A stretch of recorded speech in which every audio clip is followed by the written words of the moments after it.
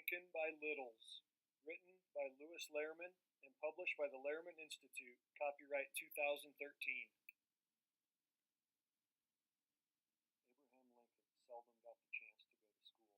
He went to school by littles, he said, and received fewer than 12 months of schooling. In the process, he developed a lifelong sense of humility regarding his education, describing it as defective.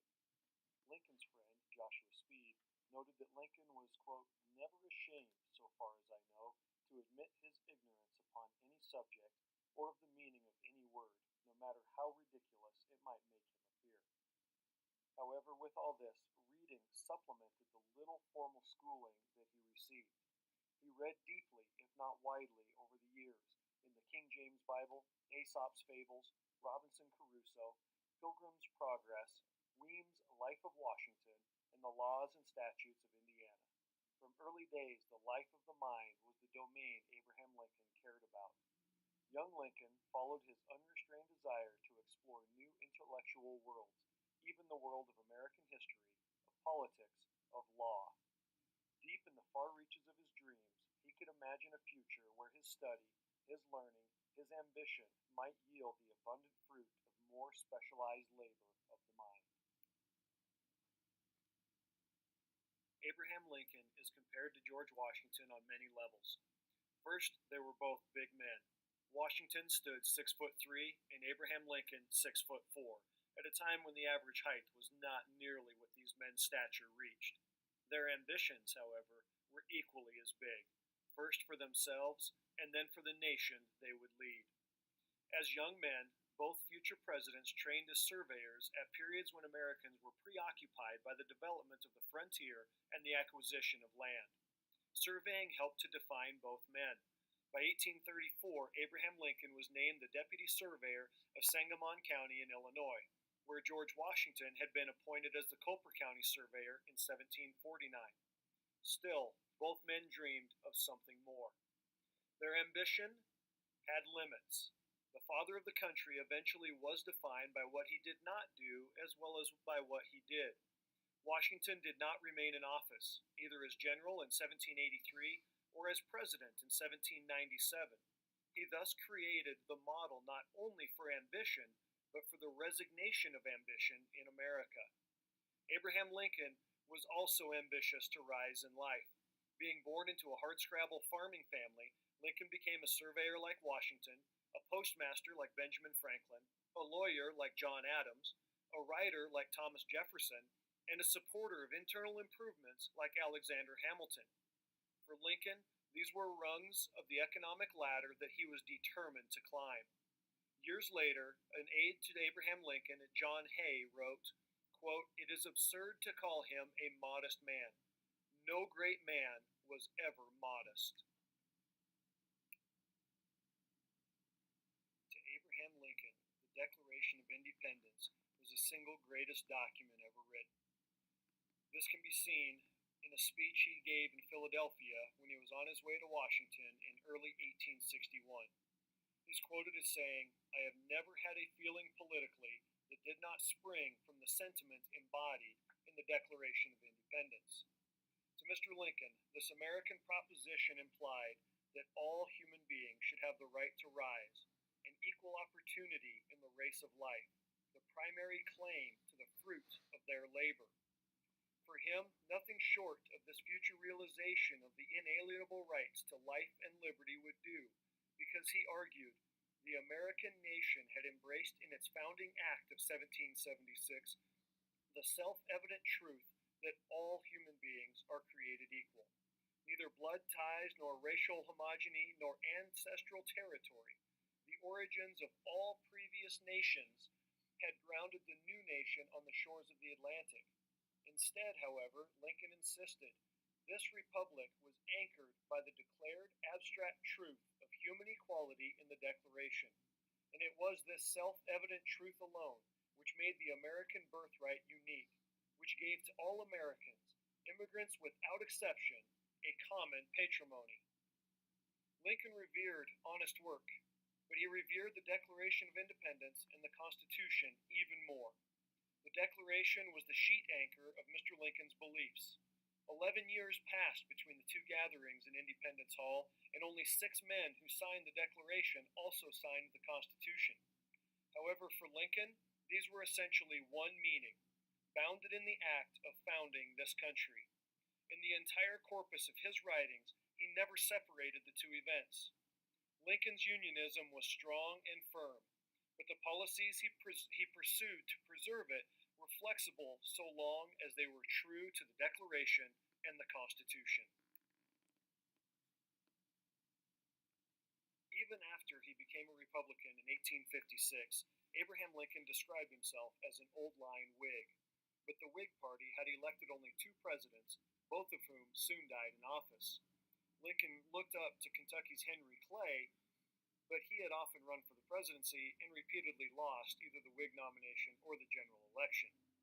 So in the 1850s, as Lincoln is attempting to define a political philosophy in opposition to that of Southern slaveholders, he turned to 2 former Democratic presidents, Thomas Jefferson and Andrew Jackson. Lincoln had grown up in Indiana as a Jackson admirer and supporter, but when he moved to Illinois as a young man, he switched his allegiance to the economic policies of the National Republicans, who became the Whigs. Rather than criticize Jackson, however, Lincoln just became a strong critic of the policies of Jackson's successor, Martin Van Buren. For 2 decades, Lincoln spoke out in favor of Henry Clay's American system of internal improvements, a high tariff to promote domestic manufacturing, a national banking system to facilitate commerce, and limitations on the spread of slavery. But in 1854, Lincoln switched political gears when Congress passed the Kansas-Nebraska Act. This legislation abolished the prohibition of slavery in the northern part of the Louisiana Purchase, which had been established by the Missouri Compromise of 1820. As Lincoln developed arguments against the act, he turned to the examples of the founders, especially Thomas Jefferson. Lincoln made Jefferson's Declaration of Independence the foundation of his political philosophy. In his speeches that fall, Lincoln singled out Jefferson's Declaration and the slavery restrictions of the Northwest Ordinance to support his arguments. Lincoln described Jefferson as a chief actor in the Revolution, then a delegate in Congress, afterwards twice president, who was, is, and perhaps will continue to be the most distinguished politician of our history. A Virginian by birth and continued residence, a slaveholder, Jefferson conceived the idea that taking the occasion to prevent slavery ever going into the Northwestern Territory. Lincoln concluded, thus, with the author of the Declaration of Independence, the policy of prohibiting slavery in the new territory originated. So he shrewdly enlisted Jefferson, a slave owner and Southerner, against the Kansas-Nebraska Act, which was designed by Democratic Party leaders. To hijack Jefferson from the Democrats was a sincere but shrewd maneuver to reawaken national reverence for the Declaration of Independence and the anti-slavery sentiments Jefferson had expressed. In October of 1854, Abraham Lincoln gave a speech at the Peoria Courthouse in Peoria, Illinois. For 3 hours and 10 minutes and over 17,000 words, Lincoln indicted Senator Stephen Douglas and his policy on slavery. The arguments that he gave in that speech he would use until his death.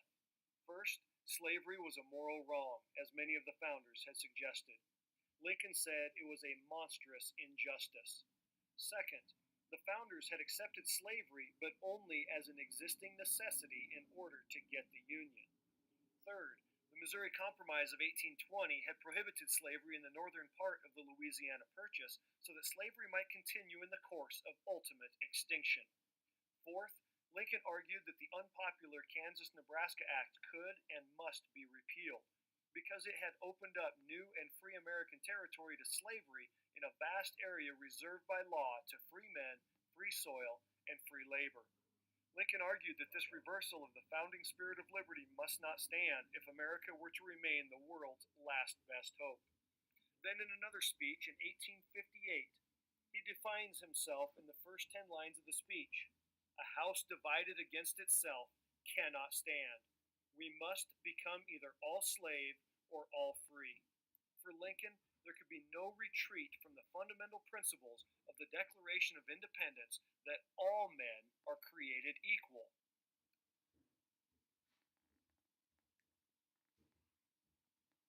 ant who has toiled and dragged a crumb to his nest will furiously defend the fruit of his labor against whatever robber assails him.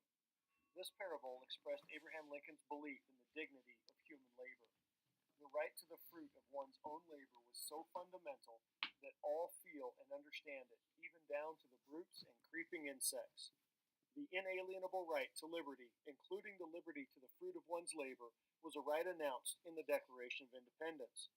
For Lincoln, the right to rise was the central idea of the United States. Lincoln said in March of 1860, "The prudent, penniless beginner in the world labors for wages a while, saves a surplus with which to buy tools or land for himself, then labors on his own account another while, and at length hires another new beginner to help him. This is the just and generous and prosperous system which opens the way to all, gives hope to all, and energy and progress and improvements of condition to all." Lincoln himself had risen from poverty in Kentucky, Indiana, and Illinois. As a farmhand, axeman, craftsman, militia captain, shop clerk, and owner, Lincoln learned the liberating power of honest work. He did not particularly like farm work, but he did pride himself on his axe skills, even into his presidency. Lincoln, opposing many of his contemporaries at the time, believed that the Declaration of Independence applied to both black and white Americans. All men were created equal, and Lincoln embraced this founding principle. In 1854, Lincoln shifted his focus to fighting the extension of slavery, otherwise known as unfree labor. There was both a political and a strong moral component to Lincoln's policy.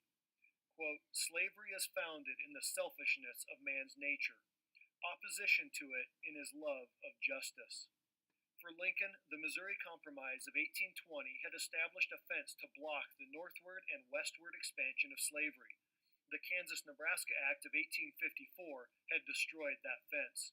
It had opened the new territory to slavery and reversed what Lincoln argued was the founders' intention to put slavery in the course of ultimate extinction. Lincoln contended, "Repeal the Missouri Compromise, repeal all compromises, repeal the Declaration of Independence, repeal all past history. You still cannot repeal human nature. It still will be the abundance of man's heart that slavery extension is wrong, and out of the abundance of his heart, his mouth will continue to speak." For the last decade of his life, Lincoln would continue to emphasize the immorality of slavery and the honor of free labor. "I want every man to have the chance, and I believe a black man is entitled to it the same as a white man." For Abraham Lincoln, slavery and economic policy were tightly linked. From the beginning, America had been different from other nations. Bound together neither by race and blood nor by ancestral territory, Americans inherit but a single legacy: equality under the law and equality of opportunity. I think the authors of the Declaration intended to include all men, but they did not intend to declare all men equal in all respects. They did not mean to say all were equal in color, size, intellect, moral developments, or social capacity. They defined with tolerable distinctness in what respects they did consider all men created equal. Equal in certain inalienable rights, among which are life, liberty, and the pursuit of happiness. That is what the emancipator said, and this is what he meant. We propose to give all a chance, and we expect the weak to grow stronger, the ignorant wiser, and all better and happier together. And so, to be stronger and wiser, Americans have ever been ambitious at home and abroad for their liberal democracy. Lincoln was ambitious to use government to good effect. So during the decades before his presidency, he advocated government support for the creations of canals and railroads and banks and turnpikes, a national bank, all needed to integrate a national market to the end of increasing opportunity, social mobility, and productivity. Lincoln championed an American system. As an economic nationalist, he advocated a modest tariff to give the competitive advantage to American workers and American firms and to enhance the nation's independence. As a student of banking and monetary policy, Lincoln argued throughout his political career for a sound and uniform national currency. So Lincoln defined the essence of the American dream with the parable of the ant, relating that to the free hired laborer never being fixed to that condition in life. The prudent, penniless beginner labors for wages, saves the surplus to buy tools and land, labors for his own for a while, and then hires a new beginner to help him, and the cycle continues. So, for his own hard struggle for success, Lincoln had developed this tenacious conviction. Born poor, he's probably one of the greatest of truly self made men, believing, as he said, that work, work, work is the main thing.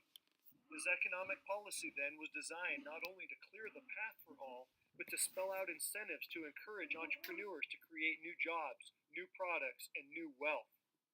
Lincoln's America was, in principle, a colorblind America. I want every man to have the chance, and I believe a black man is entitled to it. When he may look forward and hope to be hired laborer from this year to next, and then work for himself for a while, and finally to hire men to work for him. That is the true economics of America. We know that Abraham Lincoln implemented an income tax during the Civil War, but he did oppose direct federal taxation, except by necessities of war. The reason for this is he said that the land must be literally covered with assessors and collectors, going forth like swarms of locusts, devouring every blade of grass. Like Alexander Hamilton, he preferred a tariff because Lincoln suggested customs collectors on the coast would do less harm to the people than tax collectors roaming their neighborhoods. We now know that after 1913 it took a constitutional amendment to have a direct income tax. Abraham Lincoln was against it. On December 6, 1864, President Lincoln sent his fourth and final message to Congress, a message good for his time and ours. For myself, I have no doubt of the power and duty of the executive under the law of nations to exclude enemies of the human race from an asylum in the United States. In a great national crisis like ours, unanimity of action among those seeking a common end is very desirable, almost indispensable. We are gaining strength and may, if need be, maintain this contest indefinitely. Material resources are now more complete and abundant than ever. The national resources, then, are unexhausted and, as we believe, inexhaustible. Mr. Lincoln drew a circle around the nation's friends and a clear line between the Union and its opponents. President Lincoln observed that no attempt at negotiation with the insurgent leader could result in any good. He does not attempt to deceive us. He affords us no excuse to deceive ourselves. Between him and us, the issue is distinct, simple, and inflexible. It is an issue which can only be tried by war and decided by victory. President Lincoln's wartime legacy extends far beyond our shores. As a last resort, he accepted war to preserve the Union, and with the war he initiated freedom for the slaves. Without the leadership and resolve of our 16th president, through 4 years and 725,000 deaths, separate slave and free states might today compete on the same continent, and American liberal democracy would have been stillborn. There would have been no single integrated American economy based on free labor. Without the continental industrial power that Lincoln advocated, the means would not have been available to contain Imperial Germany as it reached for European hegemony in 1914. Neither would there have been a nation strong enough to destroy Hitler's Nazi Reich or to counter the aggression of Imperial Japan, or in the second half of the 20th century to oppose the Soviet Union. All empires antithetical to freedom, based on invidious distinctions of race and class. A defining characteristic of the malignant world powers of our era were overcome by the force, leadership, and forward foreign policy of the United States. Abraham Lincoln is generally remembered for winning the Civil War and freeing the slaves, and he should be. But the great lost truth about our 16th president is that during most of his political career, he focused not on slavery, but on a policy for economic growth and equal opportunity for the new nation. As Lincoln explained over and over, slavery was an involuntary economic exchange of labor based on coercion, and therefore it was theft. Slavery, in short, was the antithesis of free labor, and thus Lincoln opposed it on moral and economic principle. President Abraham Lincoln had just given the final speech of his life. 2 days earlier, General Robert E. Lee had surrendered the Confederate Army at Appomattox. But in Lincoln's speech from the second floor window of the White House, the president did not dwell on victory. Rather, in his carefully prepared remarks, Lincoln concentrated on the reconstruction of the Union. What infuriated Booth and drove him to murder was Lincoln's support of voting rights for black Americans. Booth himself was a committed secessionist and an ardent racist who once threatened to kill a black who did not take off his hat in Booth's presence. Like other members of his family, Booth had sought fame on the stage of America's theaters. Now he sought to win fame on the stage of American politics. What a glorious opportunity there is for a man to immortalize himself by killing Lincoln, Booth had proclaimed the previous year. For months, Booth had worked on plans to kidnap the president and deliver him to Richmond. Now Booth decided to commit the nation's first presidential assassination. 5 weeks earlier, as President Lincoln walked out of the U.S. Capitol for his inauguration, Booth had jumped out of the crowd. A government official, Benjamin Brown French, physically blocked the intruder's path. A policeman quickly grabbed Booth, who struggled to break away. The young actor was so determined in his right to be present that French ordered the policeman to release him. Booth, in fact, did have an official inauguration ticket given to him by the daughter of a recently defeated senator from New Hampshire. Booth later claimed that day that he was close enough to, quote, kill the president if I had wished. At the time of the inauguration, Booth was intent on kidnapping, not killing, the president. He and his accomplices tried to capture the nation's chief executive on March 17th, when Booth learned that Lincoln would attend a play at a soldiers' hospital in Washington. Lincoln himself had not been feeling well in the days after his second inaugural. But instead of watching the play, the president addressed a regiment of Indiana soldiers from the balcony of the National Hotel. I have always thought that all men should be free, but if any should be slaves, it should be first those who desire it for themselves, and secondly, those who desire it for others. Whenever I hear anyone arguing for slavery, I feel a strong impulse to see it tried on him personally. A few days later, the ailing Lincoln accepted an invitation by General Ulysses Grant to visit the Union Army besieging Richmond. On March 23rd, the Lincolns left Washington by boat. They spent much of the next 2 weeks in Virginia, so there was no opportunity for another kidnapping attempt by Booth, who was infuriated when President Lincoln visited the captured Confederate capital in Richmond. On Good Friday, April 14th, the Lincolns were in a good mood. Their eldest son, Captain Robert Lincoln, was back home at the White House. The president, who had suffered a severe headache the night before, presided over a cabinet meeting on Reconstruction in the morning, then went on a carriage ride with his wife in the afternoon. The Lincolns wanted to stay home that night, but decided to go to Ford's Theater because their attendance had been announced in the afternoon newspapers. Meanwhile, John Wilkes Booth, always a heavy drinker, imbibed frequently during the day and plotted Lincoln's assassination. Lincoln's love of theater was well known. As an actor, Booth was well known at Ford's Theater in downtown Washington. Shortly after 10 p.m., Booth entered the presidential box with his Derringer to shoot the president just behind his left ear. 9 hours later, Lincoln died in a rooming house across the street. President Lincoln's dreams for his nation would not die. Lincoln's burial sermon was pronounced in Springfield, Illinois on May 4th. Quote, standing as we do today by his coffin and his sepulchre, let us resolve to carry forward the policy which he so nobly began. Let us do right to all men. Let us vow, in the sight of heaven, to eradicate every vestige of human slavery, to give every human being his true position before God and man, to crush every form of rebellion, and to stand by the flag which God has given us. Abraham Lincoln's political legacy will live on. His unwavering belief in the immorality of slavery and the promotion of free labor helped to define this nation. From the time of his death to the present, political leaders have tried to replicate his leadership style. Winston Churchill looked to Lincoln during World War II, and Lincoln's beliefs can be summed up with this quote from a letter he wrote. Adhere to your purpose, and you will soon feel as well as you ever did.